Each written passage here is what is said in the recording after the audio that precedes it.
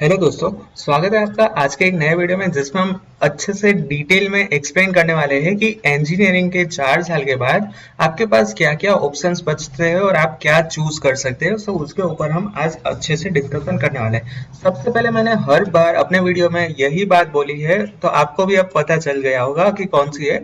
Decide your goal. अब यहाँ पे मैंने 4 पॉइंट्स लिखे हैं इसको एक्सप्लेन करने के लिए। सबसे पहली बात की आपके जो 4 साल है उसमें अगर आपका डिसाइड गोल फिक्स है तो आपको काफी अच्छा यूजफुल होता है। दूसरी बात की आपका जो एक पाथ है वो क्लियर हो जाता है। आपको फर्स्ट ईयर, सेकेंड, थर्ड और फोर्थ में एक ही गोल रहता है कि मुझे प्लेसमेंट ही लेना है। सो आपका ये पाथ क्लियर होता है, आप कंफ्यूज नहीं होते हो। अगर आपका गोल है कि आपको गेट देनी है तो आपके 4 साल के दौरान सिर्फ गेट ही माइंड में घूमना चाहिए कि मुझे 4 साल के बाद गेट की एग्जाम देनी है। सो मेरा गोल यही है। अगर आपको अब्रॉड जाना है तो आपके दिमाग में होना चाहिए IELTS, टोफेल जैसे एग्जाम, ठीक है।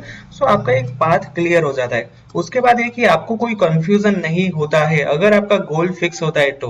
अब फर्स्ट ईयर और सेकंड ईयर में क्या होता है कि मैंने काफी सारे स्टूडेंट्स को पूछा है कि 4 साल के बाद क्या करना चाहते हो, तो काफी सारे स्टूडेंट का एक ही आंसर होता है कि देखेंगे, जो होगा वो देखा जाएगा, क्योंकि हम 4 साल के बाद क्या होगा ये अभी से कह नहीं सकते। सो उस टाइम पे जो भी ट्रेंडिंग टेक्नोलॉजी होगी, ट्रेंडिंग जो ट्रेंड होता है उसमें हम चले जाएंगे।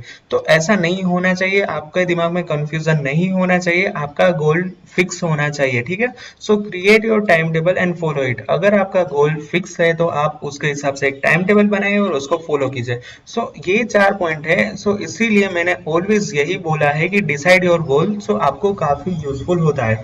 अब सबसे पहले यहाँ पे मैं आपको समझाऊं कि इंजीनियरिंग के बाद कौन कौन सा मतलब आपके पास रास्ता होता है, क्या क्या आपके पास ऑप्शन होते हैं। उससे पहले मैं सिर्फ इंजीनियरिंग करिकुलम के बारे में बताना चाहता हूँ कि इंजीनियरिंग में क्या क्या होगा 4 साल के दौरान।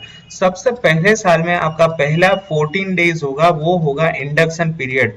उसके बाद 8 सेमेस्टर आएंगे, सारे के सारे सेमेस्टर में 5 से लेके 6 एवरेज सब्जेक्ट आएंगे। हर एक सेमेस्टर के अंदर प्रैक्टिकल, असाइनमेंट, वाइवा और प्रोजेक्ट ये हर एक सेमेस्टर में आते हैं। सो ये चारों की चारों आपके हर एक सेमेस्टर में होगा। सो ये 8 के 8 सेमेस्टर में ये होने वाला है।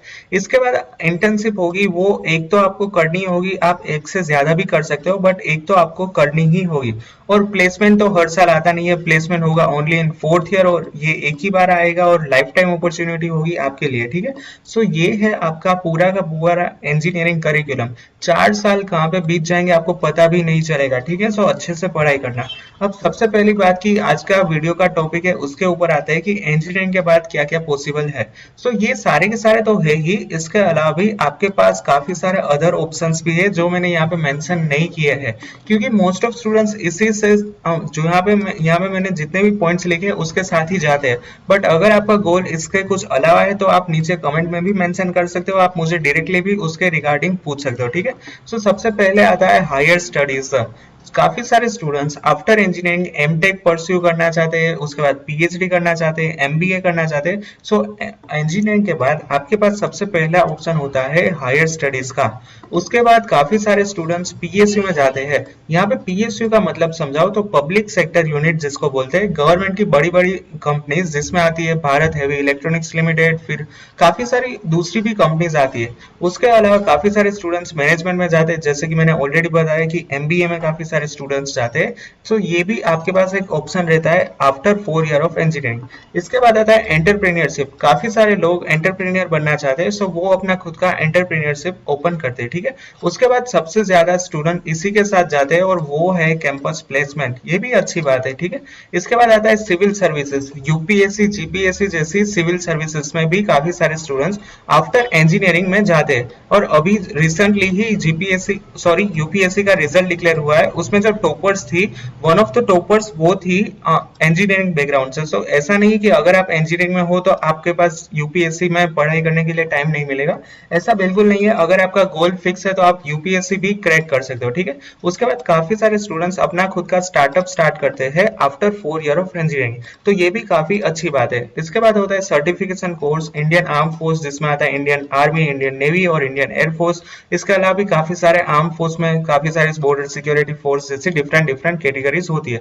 सो ये सारे के सारे पॉइंट्स आप 4 साल के बाद परस्यू कर सकते हो, आप इसमें जा सकते हो। इसके अलावा भी मैंने ऑलरेडी बोल दिया है कि इसके अलावा भी आपके पास काफी सारे ऑप्शंस होते हैं, बट ज्यादातर स्टूडेंट्स इसी सब के साथ जाते हैं। सो अब हम देखते हैं एक के बाद एक। यहाँ पे मैं आपको थोड़ा सा गाइड करने वाला हूँ कि आप किस तरह से इसमें से जो भी आपका गोल है उसमें मैं आपको गाइड करने वाला हूँ, ठीक है। सबसे पहले जैसे मैंने बोला कि वो है हायर स्टडीज, जिसमें आता है गेट, जिसकी मदद से आप अच्छे अच्छे Indian institute of technology, Indian institute of science और नेशनल इंस्टीट्यूट ऑफ टेक्नोलॉजी जैसे अच्छे से अच्छे आईआईटीज और एनआईटीज में एडमिशन ले सकते हैं। इसके अलावा भी टॉप प्राइवेट यूनिवर्सिटी जिसमें आता है वीआईटी वेलोर, फिर बिट्स पिलानी है, फिर काफी सारी अच्छी अच्छी प्राइवेट इंस्टीट्यूट में आप एमटेक कर सकते हो, ठीक है। और ज्वाइंट इसके लिए आपको मास्टर में आपको एडमिशन लेना पड़ेगा, और ये है joint admission test for master. ये क्या है, सबसे पहली बात कि आपको हायर स्टडीज में जाना है तो आपको कोई तो एक एग्जाम देनी ही होगी। सो वो है, ज्यादातर कॉलेज में गेट का स्कोर ही एक्सेप्ट होता है।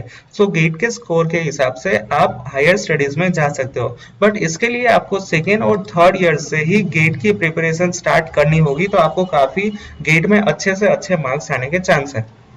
अब आते हैं पब्लिक सेक्टर सर्विस, जिसको शॉर्ट फॉर्म में मैंने लिखा था पीएसयू। अब पीएसयू में क्या होता है कि पीएसयू जैसे Bharat Heavy Electronics Limited, SAIL है, इंडियन ऑयल कॉर्पोरेशन है, फिर काफी सारी अच्छी अच्छी और दूसरी भी है जिसमें इंडियन ऑयल कॉर्पोरेशन, फिर काफी सारी ऐसी पीएसयू है। बट इसके लिए पीएसयू में एडमिशन के लिए आपको डायरेक्टली गेट के स्कोर पे ही आपको एडमिशन होता है। सो अगेन गेट एग्जाम यहाँ पे भी काफी इंपॉर्टेंट रखती है, और पीएसयू काफी अच्छा ऑप्शन है आपके 4 साल के बाद। बट यहाँ पे मैं आपको कंप्यूटर और आईटी के स्टूडेंट्स के लिए एक टिप देना चाहता हूँ कि उसके लिए ये फील्ड थोड़ा सा डिफरेंट होगा, क्योंकि जितने भी पीएसयू है उसमें ज्यादातर कोर ब्रांचेस है जिसमें सिविल, मैकेनिकल और इलेक्ट्रिकल जैसे ब्रांचेस आते हैं। सो ये है पब्लिक सेक्टर यूनिट की जॉब्स। तीसरा आता है मैनेजमेंट। काफी सारे स्टूडेंट्स केट और सीमेंट जैसी एग्जाम के बाद हाई पे एमबीए के लिए एडमिशन लेते हैं। अब इसमें क्या होता है कि आपको काफी सारी अच्छी अच्छी जॉब्स मिलती है और इसमें रिस्पॉन्सिबिलिटी भी ज्यादा होती है। हाई पेइंग जॉब्स में अराउंड आपका 12 एलपीए से स्टार्ट होता है और आगे चल के अराउंड 50 एलपीए तक भी आपका सैलरी पहुंच जाती है। बट ये डिपेंड करता है कि आप कौन सी इंस्टीट्यूट से एमबीए जैसे मैनेजमेंट कोर्स करते हो। अब यहाँ पे एमबीए भी और दूसरे काफी मैनेजमेंट कोर्सेज भी आती है। आईआईएम से अगर आपने किया होता है तो फिर आपके पैकेज तो काफी हाई होते हैं, ठीक है। बट इसके लिए क्या करना पड़ता है, केट और सीमेंट जैसी एग्जाम आपको क्रैक करनी होती है। इसके बाद ही आपको अच्छे से अच्छे आईआईएम में एमबीए के लिए एडमिशन मिल सकता है, ठीक है। अगली बात है एंटरप्रेन्योरशिप। सबसे काफी सारे स्टूडेंट्स इसके साथ ज्यादा है, काफी इंपॉर्टेंट होता है। सबसे पहले find a problem and solve it. Many startup platform you can use and college startup cell. अब एंटरप्रेन्योरशिप के लिए सबसे पहले तो आपके पास एक होना चाहिए कि आप कौन सी प्रॉब्लम पे अपना एंटरप्रेन्योरशिप, अपना जो खुद का दिमाग है वो लगाना चाहते हो। सो उसके ऊपर आपको एक प्रॉब्लम फाइंड करनी होगी और सॉल्व करनी होगी। काफी सारे स्टार्टअप के लिए प्लेटफॉर्म आपको अभी हेल्प करते हो, और कॉलेज का स्टार्टअप सेल भी आपको अच्छा एंटरप्रेन्योरशिप और एंटरप्रेन्योर बनने के लिए हेल्प करेगा। जिसमें कॉलेज का स्टार्टअप सेल होता है वो आपको अच्छे से अच्छा फाइनेंशियली सपोर्ट करता है, ठीक है। अगला ऑप्शन होता है कैंपस प्लेसमेंट। ये यहाँ पे मैं आपको एक स्टार मार्क करना चाहता हूँ। इसका रीजन ये है कि सबसे ज्यादा स्टूडेंट, मोर देन 50% स्टूडेंट इसी के साथ जाते हैं, ठीक है। सबसे पहली बात कि most of the students go with this, जैसे कि मैंने ऑलरेडी बताया कि काफी सारे स्टूडेंट इसके साथ जाते हैं। बट इसके लिए आपको मेंटेन सीजीपीए करना होगा। अब एसपीआई, सीपीए और सीजीपीए के ऊपर अभी तक कोई वीडियो नहीं आया है, बट मैं जल्दी से जल्दी इसके ऊपर वीडियो बना दूंगा। एसपीआई, सीपीआई और सीजीपीए आपके जीटीयू के रिजल्ट के मार्क होते हैं। आपके स्कूल में कैसा होता है कि आपके स्कूल में क्या होता है, पीआर होता है कि मेरे कजिन को 99 पीआर आए, इसको 90 पीआर आए, इसको 80 पीआर आए। सो ये पीआर होता था, वो स्कूल में होता था। अब ये पीआर की सिस्टम चली जाएगी और इंजीनियरिंग में आ जाएगा एसपीआई, सीपीआई। और एसपीआई और सीपीआई किसमें से होगा, आउट ऑफ 10 पॉइंट्स पे। सो मेरे यहाँ पे आपको बताऊं तो मेरे अभी अराउंड 9 सीजीपीए चल रहे हैं, ठीक है। सो इस तरह से आपको एक सीजीपीए मेंटेन करना होगा। इसके ऊपर मैं अच्छे से आपको एक्सप्लेन करूंगा और मैं अपने खुद के रिजल्ट भी आपको दिखाऊंगा, तो आपको अच्छे से समझ में आ जाएगा, ठीक है। और इसके लिए आपको इंटरव्यू के लिए प्रिपरेशन करनी होगी और एक्स्ट्रा करिकुलम एक्टिविटीज भी करनी होगी, तो आपको प्लेसमेंट में सिलेक्शन होने के चांसेस काफी ज्यादा है, ठीक है। अगली बात करते हैं civil services. Civil services best है अगर आप देश के लिए कुछ सेवा समर्पण करना चाहते हो, तो फिर आपके लिए सिविल सर्विसेज बेस्ट है।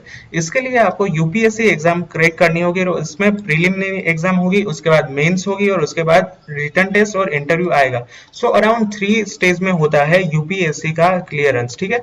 यूपीएससी एग्जाम इतनी टफ होती है ये सबने जाना है, बट अगर आप एक टाइम टेबल के साथ, अगर आपके एक अच्छे से माइंड सेट के साथ अगर आप इसको फॉलो करेंगे तो आप 100% यूपीएससी क्लियर कर पाएंगे। सो ये भी काफी अच्छा ऑप्शन है, civil services after 4 year of engineering. इसके अलावा मैंने आपको बताया था सर्टिफिकेशन कोर्स। इसमें अभी के हिसाब से ऑनलाइन सर्टिफिकेशन कोर्स का काफी ज्यादा ट्रेंड बढ़ा है। इसका रीजन क्या है कि लॉकडाउन होते ही काफी सारे प्लेटफॉर्म ने अपना सारा का सारा कोर्स ऑनलाइन कर दिया है।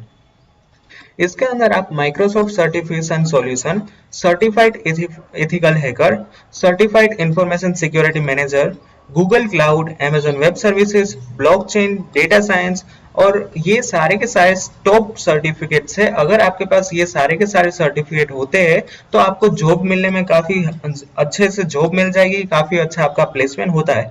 ये सारे के सारे सर्टिफिकेशन कोर्स आपको कहीं पे फ्री में अवेलेबल होंगे और कहीं पे आपको पेड कोर्स होगा, ठीक है। और यहाँ पे मैंने हो सके तो वो मैं आर्टिकल भी नीचे दे दूंगा जिसमें मैंने टॉप 10 सर्टिफिकेशन कोर्स आपको दे दिए है, ठीक है। इसके बाद है इंडियन आर्म फोर्स, जिसमें आप इंडियन आर्मी, इंडियन एयरफोर्स और इंडियन नेवी ज्वाइन कर सकते हो। बट इसके लिए एक रिक्वायरमेंट होती है, ये होती है एयरफोर्स कॉमन एडमिशन टेस्ट। अगर आपको एयरफोर्स में जाना है तो उसके लिए एक ये टेस्ट आपको क्लियर करना होगा और इसके बाद आप एयरफोर्स में जा सकते हो। इसी तरह आर्मी और नेवी के लिए अपनी खुद की एंट्रेंस एग्जाम होगी और उसके बाद आप आर्मी और नेवी में जा सकते हो। लास्ट में है स्टार्टअप। काफी सारे स्टूडेंट्स अपना खुद का स्टार्टअप स्टार्ट करते हैं, बट इसके लिए आपके पास खुद का कोई अच्छा आइडिया होना चाहिए। सो उसके हिसाब से अगर आपका स्टार्टअप अच्छा होता है तो आपको एडिशनल सपोर्ट भी मिलता है अपने कॉलेज के साथ। उसमें फाइनेंशियली भी वो लोग हेल्प करते हैं, आपको एक ऑफिस प्रोवाइड करते हैं, इसके अलावा आपको फाइनेंशियली सपोर्ट प्रोवाइड करते हैं, आपको जितने भी टेक्निकल रिक्वायरमेंट होती है वो टेक्निकल रिक्वायरमेंट देते हैं। सो अगर आपका स्टार्टअप अच्छा है तो ये भी ऑप्शन अच्छा है, आप स्टार्टअप के साथ भी जा सकते हो। सो यही था आज के वीडियो के लिए। अगर आपको वीडियो रिलेटेड कुछ भी डाउट हो तो आप नीचे बेझिझक अपनी कमेंट जरूर से डाल देना, ठीक है। अगर आपको मेरे लायक कुछ भी क्वेरी हो तो मैंने मेरे सारे सोशल मीडिया प्लगइन नीचे डिस्क्रिप्शन में दे दिए हैं। आप मुझे इंस्टाग्राम में भी अपने सवाल पूछ सकते हो, इंस्टाग्राम में भी डीएम कर सकते हो। And as always, like my video, if you have any doubt then ask me in the comment section or personally ask me. Do share this video with your friend, and if you're new to my channel then subscribe my channel and press the bell icon for the latest notification. Thank you very much.